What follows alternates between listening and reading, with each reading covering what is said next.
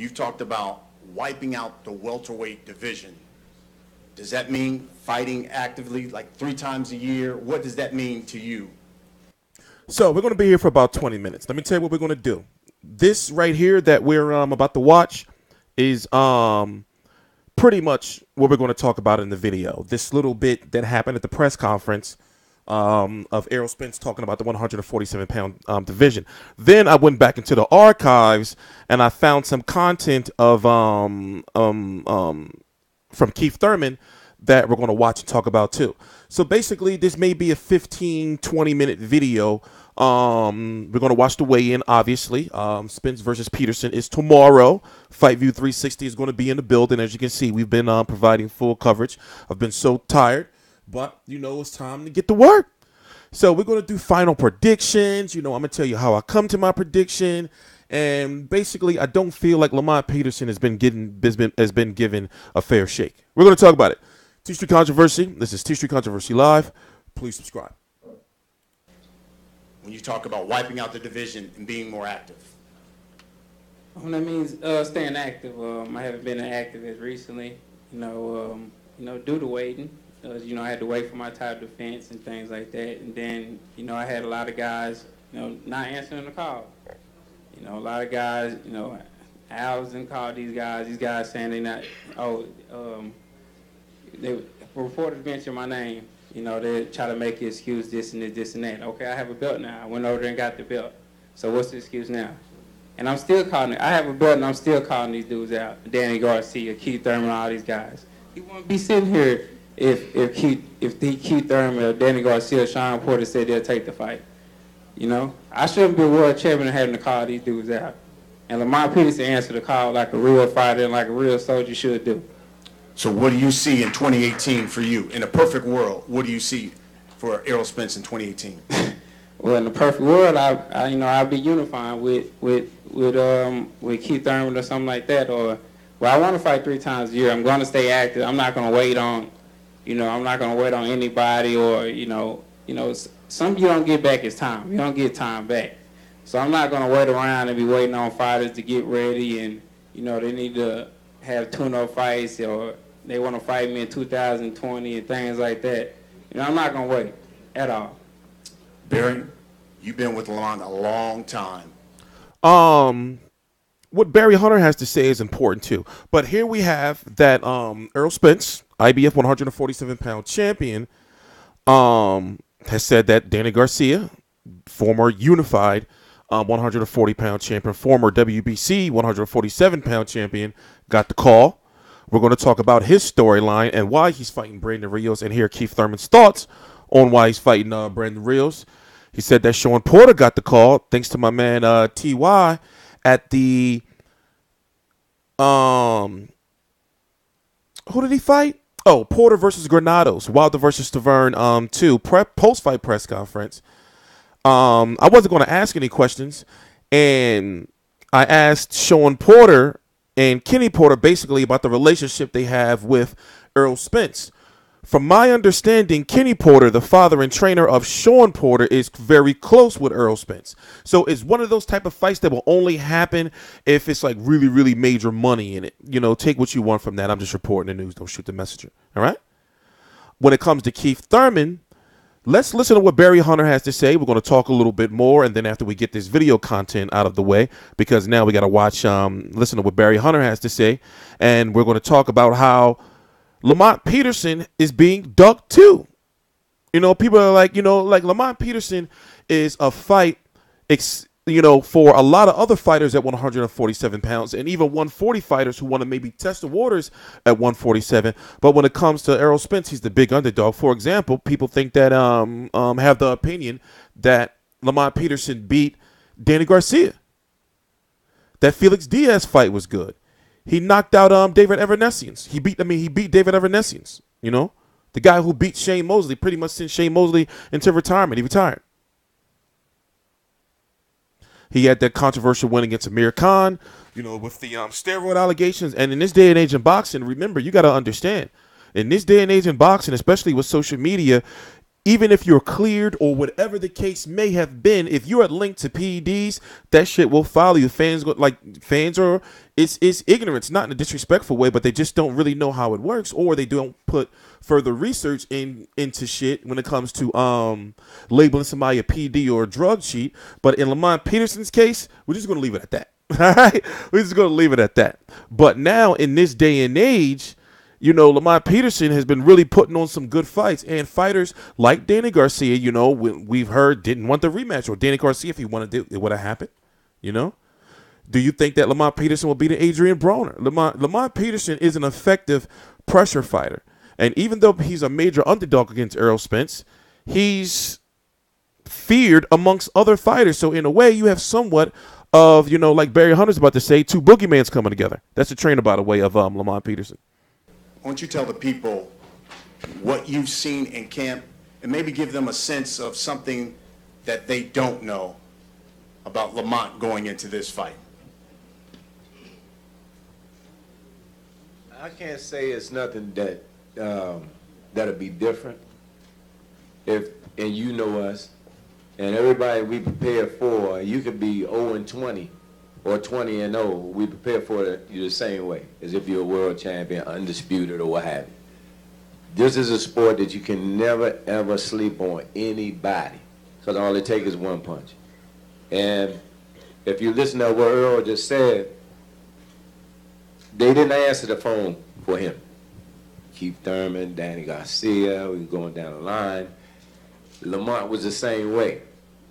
He was avoided, as if they were boogeymen or something. We answered the call for Keith. We answered the call for Danny again. And y'all guys saw that what happened the first time. And Kell Brook. As a matter of fact, before Earl fought Kell, we got the call for Kell. We agreed to the fight, but it went out the window. So I'm with Earl. How can you say that you are the best and you don't fight the best? You had Ray Leonard, you had Hagler, you had Hearns, and Duran, what made boxing great back then. All those guys fought each other. They had no problem with doing so. And we the same way. I have no problem if I put my son on the stage in the ring versus whomever, because I know how we train. I know what we prepare for. So I don't think that you will see, or we didn't do anything different. We treated this camp like we treat every camp. We train hard. But that's why we don't get up here clowning out and all that old garbage, because for the most part, when people do that, they scared anyway. These what matter in this sport right here. And just like anything else, come Saturday, we'll be ready to do what we do. Let's go look at the resume. Where's he at? 35-3-1 with 17 KOs. We're going to go all the way back to the beginning of his meaningful fights. Timothy Bradley. So look at the resume. Timothy Bradley. Victor Ortiz. The controversial fight with Amir Khan. Kendall Holt was still a quality, somewhat quality name back then. Then Lucas Matisse knocked him out, and it was a very bad knockout, and people were like he was scared to death. Lucas Matisse then went on to lose to Danny Garcia. Derry Jean, Edgar Santana, and then that big PBC on NBC fight in Barclays Center in Danny Garcia, in which many people felt he won that fight. Me, I feel Danny Garcia won the fight, but people say, well, you're just saying that shit because you're from Philly. So I've been like, all right, fuck it. Then you notice is that this layoff right here. You see this? It's crazy. From October the 17th, all the way until February the 18th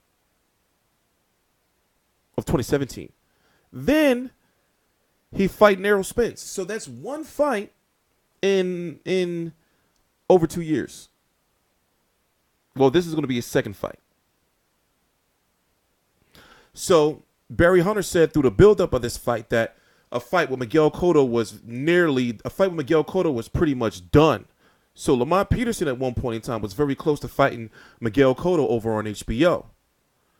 He said that the call again obviously was made to Danny Garcia. He said something was almost done with Keith Thurman, and I'm guessing before Keith Thurman got injured. Keith Thurman had a very bad elbow injury, and it seems as though even though you seen like that subliminal messaging right there in that press conference of people basically saying like, "Yo, Keith Thurman is dunking us." That's what the whole story of this fight is, of why Keith Thurman is not fighting Errol Spence. And why Keith Thurman wants to have a tune-up fight. In fact, we're going to take another one of our video breaks right here. And let me see if we move over. We're going to take another one of our video breaks right here.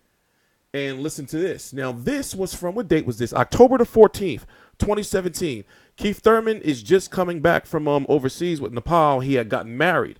So basically, he was saying like how he didn't meet his mom, yet or anything. He came straight from overseas to New York for this fight. This was Lara Goucher back October the 14th.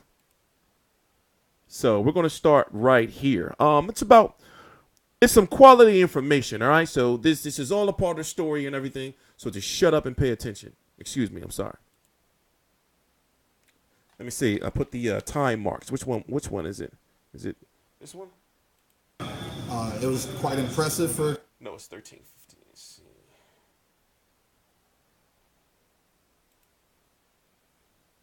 Fights are not that short, you feel me? So we'll see, man, but I'm not disappointed with the way my fights have been going, my victories and my W's, man. So we're all good, but we will be looking forward to testing every chin that steps in the ring. All right, so you already announced that your next fight is going to be somewhere in late February or so. This was back in October, okay? This was me talking to him back in October. So pay attention. Or so March. You already announced that your next fight is going to be somewhere in late February or so March. You already said that it's going to be somebody ranked in the top 15 of either the WBA or the WBC. Not necessarily a known name. But the biggest question I have for you is, because of your inactivity, do you see, or does it interest you for 2018 to be a 3-fight year for you? It would interest me to be a 3-fight year. I'm still in my prime, man, and it doesn't feel good to be on the bench. I would love to maximize revenue next year, stay busy, and just get it in, man, for myself, for the fans, and create some more hype in building up a mega fight in the future. Thank you, sir. Are you optimistic that 2018? Oh, my bad. So, as you can see, he has his own plans going on. In fact, we're going to watch this last one so I can just get it all out of the way. We're going to watch this last one so I can get it all out of the way. Then we can talk about the fight in more detail. So let's see what that timestamp is. What's that? 201, 206. All right, TstreeT Controversy Live. We do gotta watch the weigh-in too, and we're gonna talk about the fight, man. So we're gonna be here for about another 10 minutes at this point in time, maybe less. So we're gonna start right here. I'll be right back.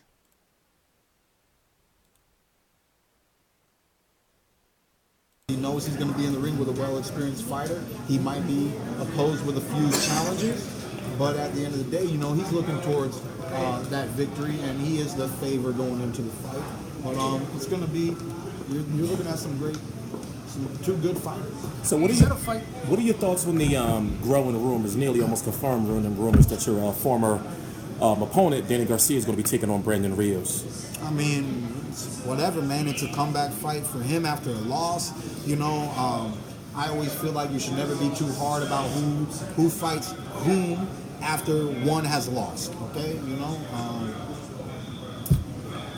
it was quite impressive for Kell Brook to fight Triple G and then to fight Errol Spence, but a lot of people don't do that. Okay, so he'll be back in the ring. He's trying to have a good performance. I hope the performance goes as well as him and his team want. And then you can start demanding that he get back in the mix. And technically, because I know where people are, what people and reporters are probably thinking, but you know, he can go up against some higher quality opponents after he handles his business with Brandon Rios. So do you agree or someone condone that he did the right thing turning down Sean Porter?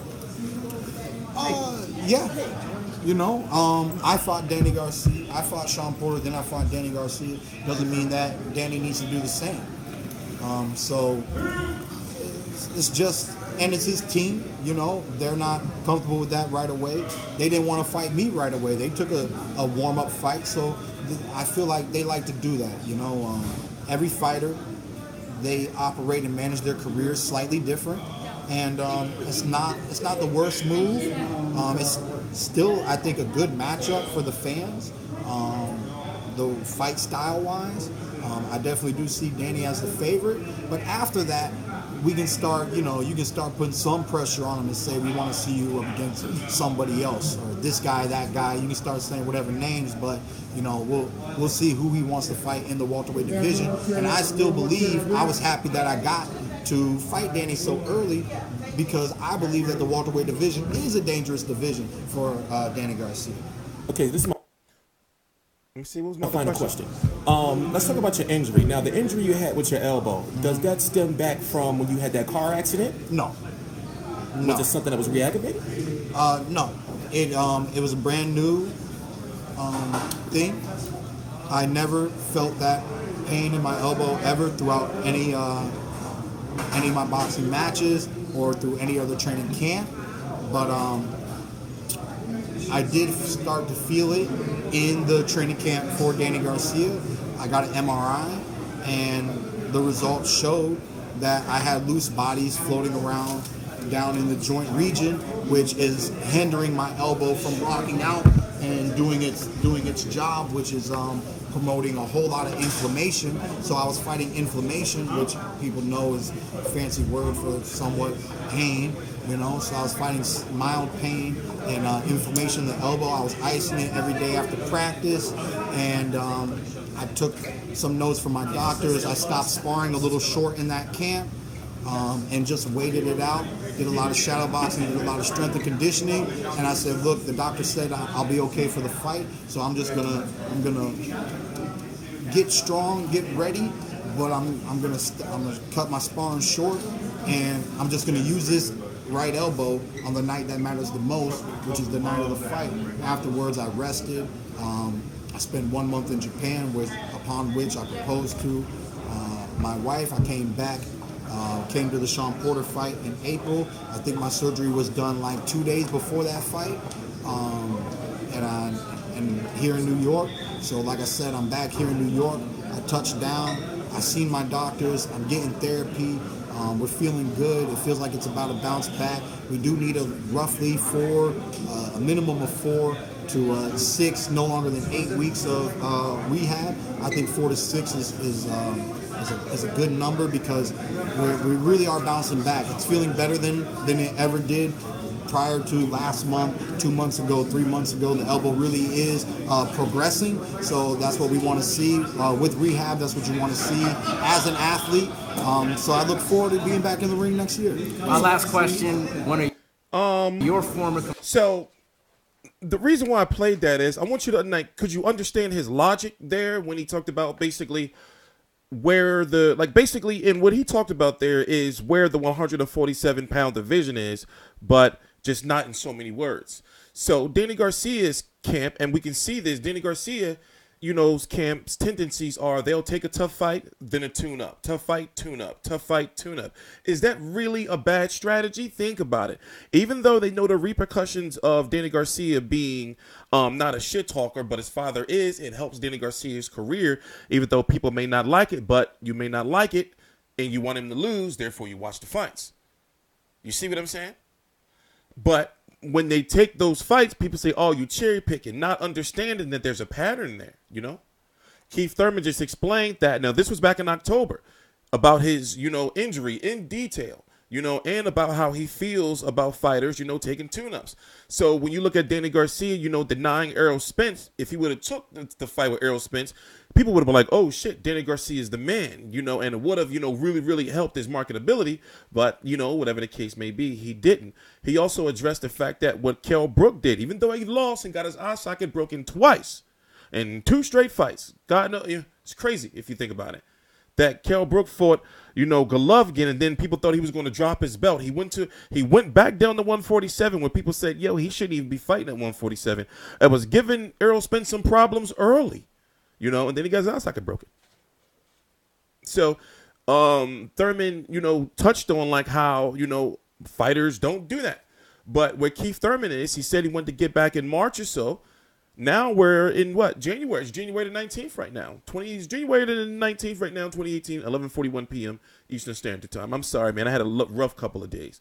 So this video is kind of late, but I'm actually glad it's late a little bit because I got to do all this research and everything like that. So let's go watch the weigh-in, and then we're going to talk about the fight and why I think that Lamont Peterson does have a chance. Oh, we was supposed to watch a little bit of this too. And the reason why is because, you know, it's not that Errol Spence, what he's saying is wrong, is that these guys, you know, won't fight him because they're ducking. They just have other paths, and they could fight him because Al Heyman's like, yo, we can make this fight right now, but, you know, Danny Garcia wants to tune up and then a big fight, and then, you know, he's trying to get Keith Thurman. So I can see the situation all of the fighters are in. So, for example, Sean Porter, in fact, we got some exclusive content that I haven't watched yet.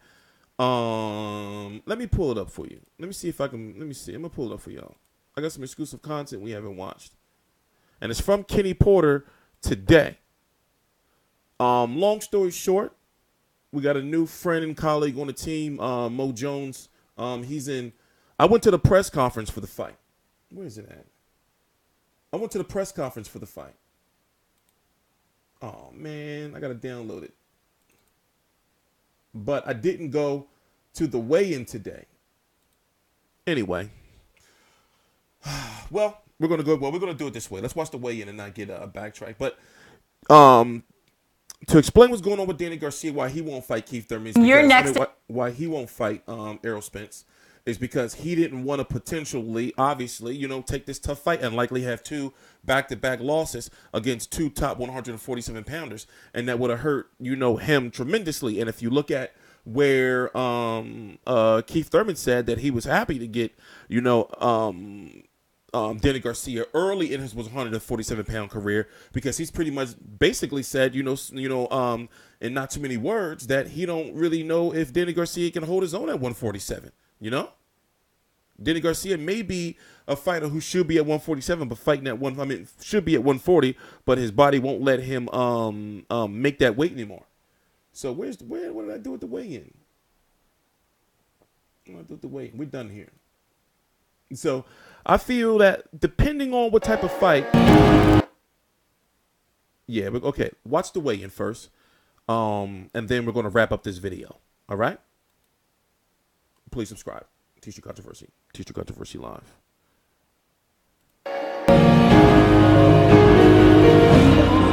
Ready for the official weigh-in for the main event of the evening as Premier Boxing Champions presents the IBF Welterweight Championship of the World. Brought to you by DeBella Entertainment, TGB Promotions, and Showtime. Sponsored by Corona Extra, who invites you to find your beach, and Casa Noble Tequila. At this time, ladies and gentlemen, we invite to the stage first the challenger from Washington, D.C., our nation's capital. Ranked the IBF number 5 world contender. His record 35 wins, 3 losses, 1 draw, with 17 wins coming by way of knockout. Please welcome to the stage the challenger, former 2-weight division world champion, Lamont Peterson. And now, ladies and gentlemen, we invite to the stage one of the young stars of boxing today. He'll be making the defense of his title. He is 22-0 with 19 knockouts from Dallas, Texas, by way of Long Island, New York, the undefeated IBF welterweight champion of the world, Errol Spence Jr.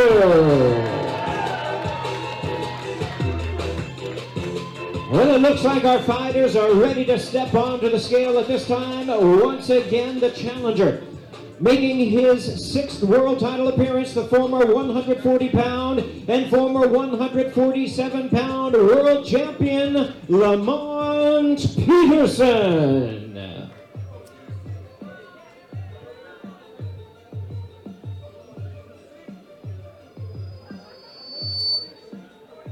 146 3/4 pounds for the challenger, 146 3/4 pounds. And now, ladies and gentlemen, here he is, the 2012 U.S. Olympian, the reigning, the defending, and the undefeated IBF welterweight champion of the world, Errol Spence Jr.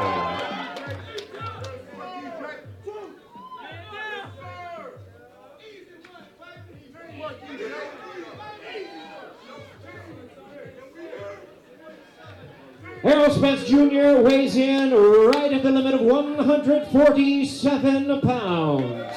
147 for the welterweight champion of the world.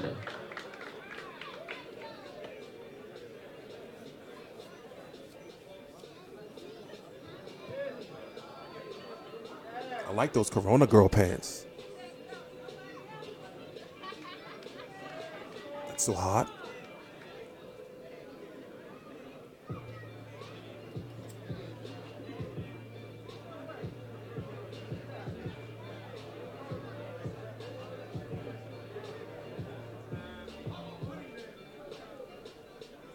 And there they are, ladies and gentlemen. It's the Showtime Championship Boxing main event of the evening. 12 rounds of boxing for the IBF Welterweight Championship of the World. The undefeated Errol Spence Jr. against the clever, crafty, and fantastic veteran Lamont Peterson.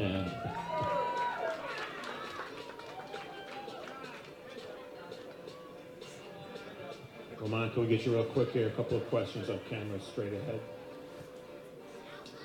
The perception out there is that Errol Spence is the bigger guy. Yet earlier today when we had our fighting meetings, you were mentioning you even would consider going up to 154 pounds. So I take it you don't think Errol is necessarily has any advantage being the naturally bigger guy. I wouldn't say that he's not the bigger guy. I just believe that it doesn't matter. It's all about boxing skill. Again, the perception out there is this can't help but be a really good fight because of your styles, because of your wills. Is that perception accurate? I think so. I think we'll both make each other look pretty good. So what's going to happen in there? I'm going to win. Good luck.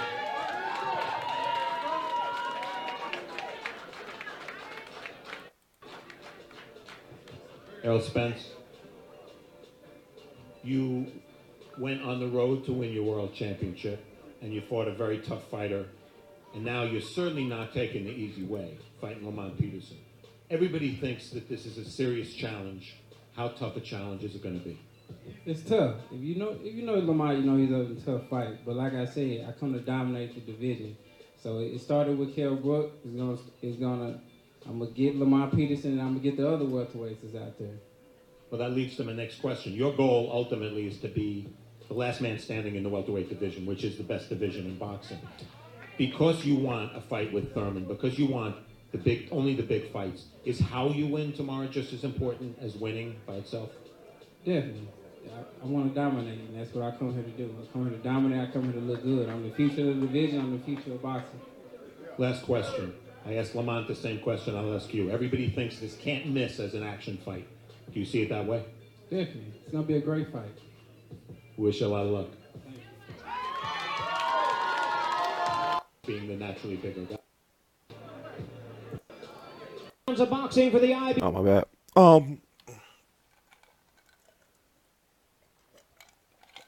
I got a chance to talk to Lamont Peterson several times on Thursday, and the footage got fucked up. It is what it is, and it was kind of like I talk about these boxers in my videos and everything, but some of them when you meet them for the first time, it was my first time ever meeting Lamont Peterson. You just be like, oh shit, like some real shit hits you. You be like, damn, he might be like he cool now, but he might be knocked the fuck out on Saturday. And that's not what I'm saying. That's what the people are saying.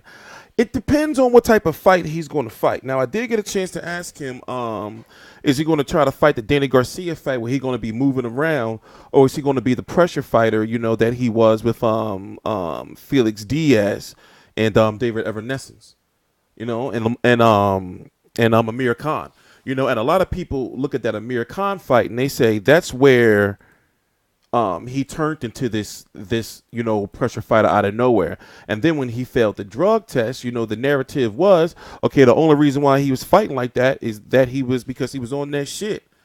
And then even Angel Garcia, but, you know, Angel Garcia really don't have no credibility with fans. Fans can't stand him. Was basically saying after the fight that he felt that Lamont Peterson was on something. Here's the rankings for the 147-pound division on my beautiful website. That's almost nearly where it needs to be. By the way, Marcos Maidana crazy as shit. I would play it, but it's on my Instagram. He'd be having grenades and it's crazy. But anyway, you have Keith Thurman, who's injured right now. He said in the interview that we played earlier that he wanted to come back in March. Now that we're in the end of January, it's looking like he's going to be back in April or so, you know? And so you have to think, if he's going to be back in April, he could still get 3 fights in 2018. He could still get 3 fights, but he have to fight in April, no later than May, and do the Mayweather or Canelo thing, fight in May, and then fight in September, and then he could possibly squeeze in, you know, a December fight, you know, it possibly. But Keith Thurman is the type of fighter that he'll fight 2 times, you know, in a year. You know, I think he'd be satisfied with that. Also, ever since he beat Danny Garcia, he's got married. You hear he's been traveling and everything like that. You know, talking to him, and he was talking to media, not just there. It was a press conference, too. Let me go back to here for a minute.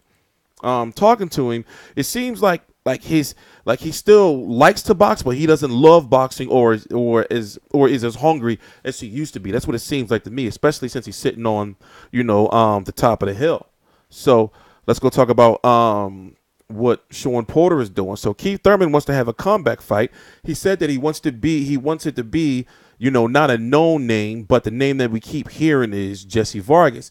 Now, when he does fight, he has to fight somebody in the top 15 of either the WBC or the WBA. Now, looking at the names that are available, a lot of these names he can't get away with. You may have been able to throw Diego Chavez into the mix. Oh, no, wait, he already beat Diego Chavez. Damn it. You know, you may have been able to throw Ray Robinson, maybe. But outside of that, look at 147. Who was he going to fight? You know? Who was he going to fight?